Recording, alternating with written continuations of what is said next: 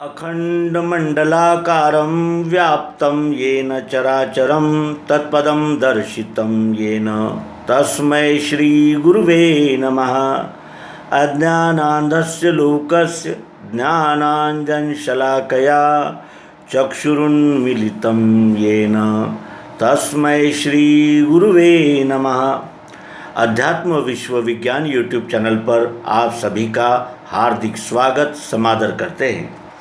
मित्रों, विज्ञान इस शीर्षक से बुद्ध सूक्त में सद्गुरु भगवान श्री मायानंद जी चैतन्य इनकी वाणी प्राप्त होती है और सद्गुरु भगवान हमें उस लक्ष्य की ओर ले जाते हैं जिसको पाने के लिए ही इस नर जन्म का आविर्भाव हुआ है। ऐसा विभूति, संत, महंत, अवतार सभी कहते हैं कि ये मनुष्य शरीर मिलने पर सबसे पहला और अंतिम कार्य है अपने स्वरूप को जान लेना।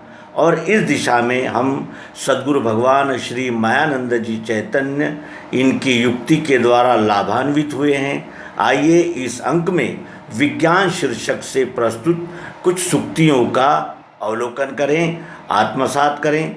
यह हमें बुद्ध सूक्त के तृतीय और चतुर्थ खंड से प्राप्त हुए हैं। इस पुस्तक के प्रकाशक केंद्रीय अध्यात्म विज्ञानशाला, मानधाता, ओंकारेश्वर, जिला खंडवा, मध्य प्रदेश। भक्ति का स्वरूप जानने व दृढ़ रहने का प्रथम साधन विज्ञान है। शब्द बोध का नाम ज्ञान है। शब्द बोध का नाम ज्ञान है। वस्तु का प्रत्यक्ष होना विज्ञान है। विशेष ज्ञान का नाम विज्ञान है। विशेष ज्ञान का नाम विज्ञान है।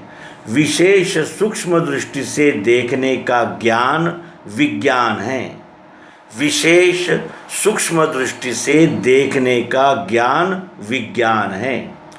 यथार्थ वस्तु सद्गुरु द्वारा अपरोक्ष होना विज्ञान है। अनुभव के पश्चात स्थिति होना विज्ञान है। समष्टि रूप मानने की जो बुद्धि वह विज्ञान है। श्रवण किया हुआ वर्णन ज्ञान है और वही श्रवण किया हुआ वर्णन प्रत्यक्ष अनुभव को प्राप्त होना विज्ञान है। अक्षर वस्तु दृष्टिगोचर होने का नाम ज्ञान है। पुरुषोत्तम की प्रत्यक्षता विज्ञान है। विज्ञान अर्थात प्रत्यक्ष अनुभव का नाम ही दिव्य दृष्टि व दिव्य चक्षु है। आत्मविचार को ज्ञान कहते हैं। विज्ञान अर्थात प्रत्यक्ष अनुभव का नाम ही दिव्य दृष्टि व दिव्य चक्षु है। आत्मविचार को ज्ञान कहते हैं। अक्षर का लक्ष्य कराकर अक्षर में स्थिति का नाम ज्ञान है। पुरुषोत्तम में स्थिति का नाम विज्ञानास्तिक्य है। अक्षर का लक्ष्य कराकर अक्षर में स्थिति का नाम ज्ञान है और पुरुषोत्तम में स्थिति का नाम विज्ञानास्तिक्य है। कोई भी कर्म हो, कोई भी उपासना हो या किसी भी प्रकार का ज्ञान हो, सिवाय विज्ञान के वह गुरुत्व रहित अविधि पूर्वक ही होगा, यह सिद्धांत है। कोई भी कर्म हो, कोई भी उपासना हो या किसी भी प्रकार का ज्ञान हो, सिवाय विज्ञान के वह गुरुत्व रहित अविधि पूर्वक ही होगा, यह सिद्धांत है।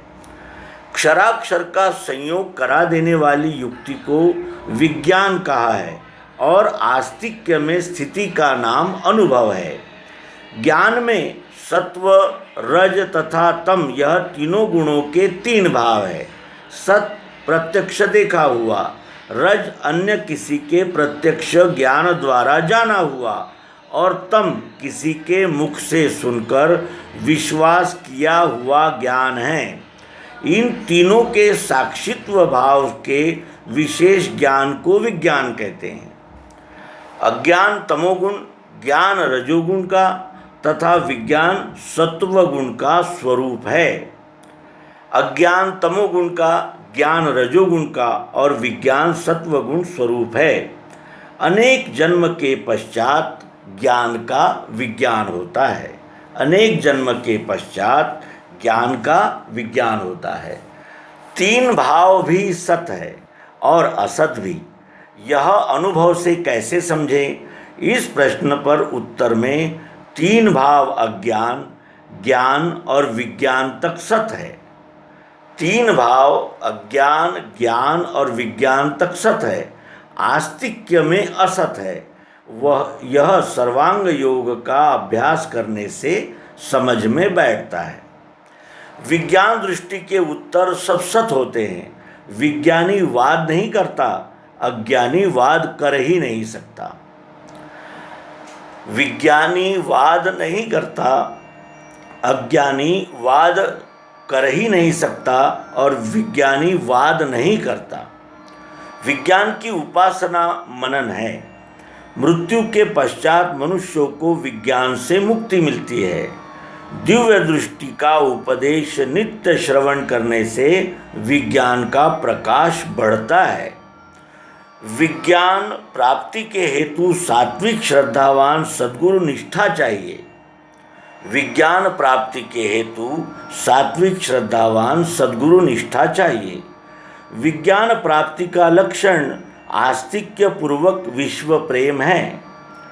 विज्ञान प्राप्ति का स्थान परमेश्वर है।